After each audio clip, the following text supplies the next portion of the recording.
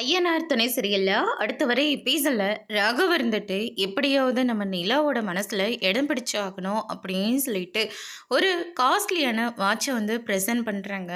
நீங்கள் எவ்வளோ பெரிய ப்ராஜெக்டை முடிச்சிருக்கீங்க, அதனால தான் இந்த கிஃப்ட்டு அப்படின்ற மாதிரி சொல்லிக்கிட்டு இருக்காங்க. நிலா இருந்துட்டு எல்லாரையும் சுற்றி பார்க்குறாங்க. ராகவவு நிலாவையும் எல்லாரும் பார்த்துக்கிட்டே இருக்காங்க.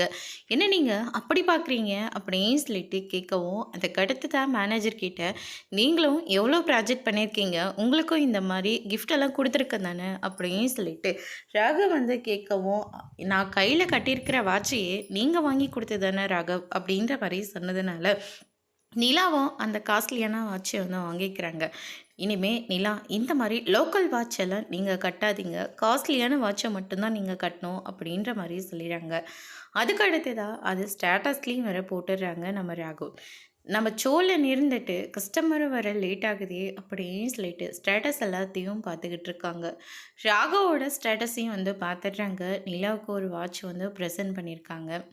நாம் வாங்கி கொடுத்த வாட்சையை வந்து நிலா வாங்கிக்கவே இல்லை, ஆனால் அந்த காஸ்ட்லியான வாட்சை மட்டும் நிலா வாங்கிக்கினாங்கல்ல, அப்படின்னா நான் அவ்வளோதான் இல்லை அப்படின்னு சொல்லிட்டு சோழன் இருந்துட்டு நேராக நிலாவோட ஆஃபீஸ்க்கு போயிட்டு நிலா கிட்ட, நான் உங்களுக்கு வாட்ச் ஒன்றும் ப்ரெசென்ட் பண்ண இல்லை, அது ரிட்டர்ன் பண்ணிவிடுங்க. ஏன்னா நீங்கள் அந்த வாட்சை கட்டுற அளவுக்கெல்லாம் அவ்வளோ பெரிய சீப்பான ஆளெல்லாம் இல்லை, நீங்கள் காஸ்ட்லியான வாட்சை மட்டும்தான் கட்டணும் அப்படின்ற மாதிரி சொல்லிடுறாங்க. நிலா இருந்துட்டு, நான் கட்டியிருக்கிறது யார் கொடுத்த வாட்சுன்னு நல்லா பாருங்கள் அப்படின்ற மாதிரியே சொல்லிடுறாங்க. சோழன் அந்த வாட்சையை பார்த்தோன்னே பயங்கரமாக ஷாக் ஆகுறாங்க. அதோட பிரம முடிச்சிருக்காங்க.